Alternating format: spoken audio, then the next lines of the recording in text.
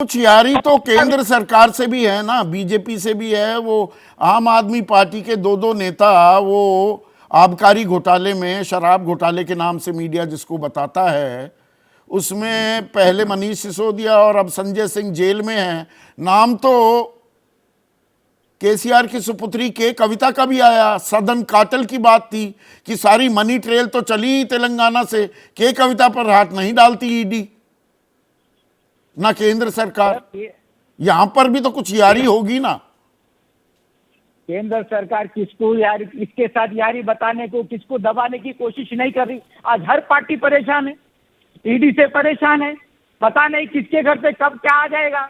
आज यही वजह है इन लोगों की, जो बीजेपी जो आपको तो अभयदान मिला हुआ है ना, बीआरएस के नेताओं को तो अभयदान दे रखा है, वहां पर ईडी की निगाह नहीं आ रही।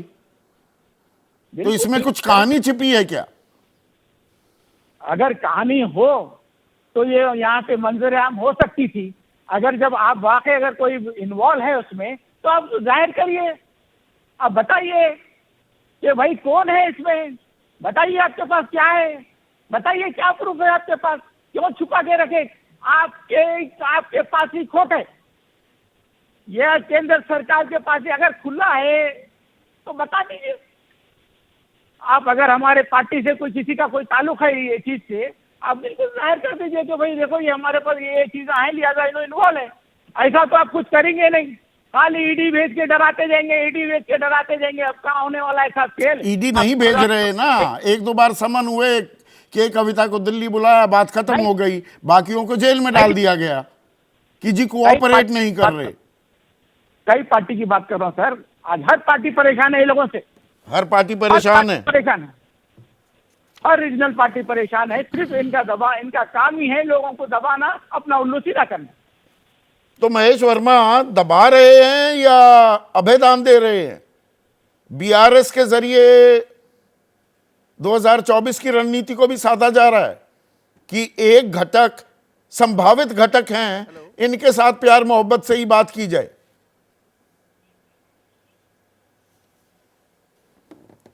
महेश वर्मा, सवाल आपसे था। कांग्रेस के लोगों का इस तरह का एक राजनीतिक दिवालियापन ही मैं कहूंगा कि अभी हाल तक के कविता को लेकर जिस तरह से ये पक्ष ले रहे थे कि भाई जिस तरह का हाय तौबा मचाए हुए थे कि देखिए क्या ईडी जो है गलत कर रही है। आप सारे स्टेटमेंट निकालिए और देखिए, पता चल जाएगा कि केसीआर के पक्ष में किस तरह से खड़े थे और किस तरह से ये लोग उनका नाम लेकर और उनकी पार्टी का नाम लेकर इंडिया के घटक दल बताकर और किस तरह से ये पूरे देश में ढोल बजा रहे थे। और आज नाटक और नौटंकी जो है चुनाव के लिए जो है किस तरह से इनकी मतलब 360 डिग्री पे ये आकर और किस तरह के बोल बोलने शुरू कर दिए। ये तो मतलब भगवान ही मालिक है। और दूसरा कि जो आपने बात कही संदीप भाई कि ये जग जाहिर है कि 2014 से लेके प्रियंका जी आज कह रही हैं कि भाई हमने तेलंगाना राज्य का निर्माण किया, तो स्वाभाविक है कि आपको उसका क्रेडिट मिलना चाहिए था, आपको सत्ता में आना चाहिए था। लेकिन वहाँ की जनता आपके ऊपर 0.1% भी विश्वास नहीं करती। तो ये तो बीजेपी पर भी लागू होता है आपकी ना? अच्छी स्थिति जो है ये बीजेपी पर भी लागू होता है। आपकी कितनी सीट आई 2018 क्या आप देखिएगा, बीजेपी तो शून्य एक सीट आई, कांग्रेस 19 और 21 तो ले आई। एक सीट 2019 में हम लोकसभा में क्या लेकर आए? 4 सीट। किसी से छिपा है? हाँ, हम भाई तो इलेक्शन बताते में हैं हमने जो क्या है। जीता, हमारा आधार क्या था? तेलंगाना। भाई आप जो बताते हैं वो अपनी जगह है। 1000 किलोमीटर का प्रजा संग्राम यात्रा किसने करी? भारतीय जनता पार्टी ने करी। सत्ता विरोधी लहर, भ्रष्टाचार विरोधी लहर, और 10 विधायक जो है कांग्रेस के छिटक के कहाँ गए? केसीआर के पास। सांसद किसके गए? कांग्रेस के गए। आपकी लड़ाई तेलंगाना में किसके साथ है? बीआरएस के साथ है कि उनके ऊपर विश्वास कर रहे हैं? महेश भाई, आपकी लड़ाई तेलंगाना में किसके साथ है? नंबर 1 आपका राइवल कौन है? बीआरएस है कि कांग्रेस है? हमारा नंबर 1 अगर कोई, देखिए हमारा वहां पे कांग्रेस से क्या लड़ाई है जिसकी कोई अभी मतलब जिसकी जमीन दरक चुकी है, खिसक चुकी है, जो छटपटा रही है, अटपटा रही है और लंपट तरीके से जो है अपनी बात को रख रही है। कोई तार्किक तरीके से बात रखनी चाहिए।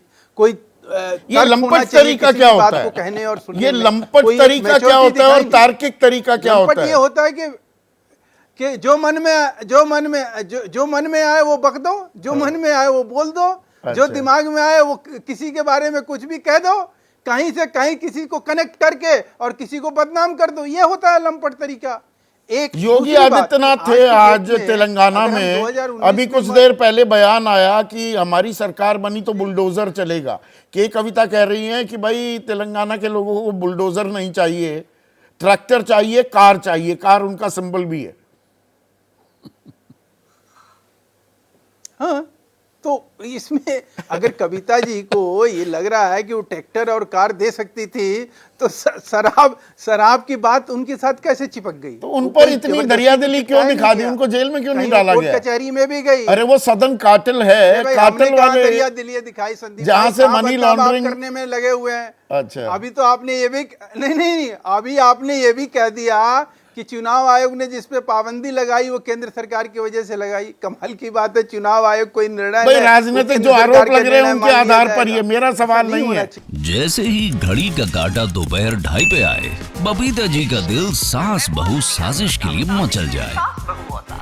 और ये है इनकी बहू, पूरे दिन ऑफिस की टेंशन हो जाए गॉन जब ये करें अपना फेवरेट शो फ्री टाइम पे ऑन।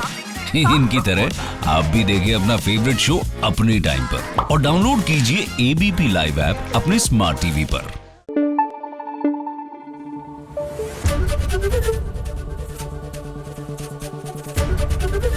एबीपी न्यूज आपको रखे आगे।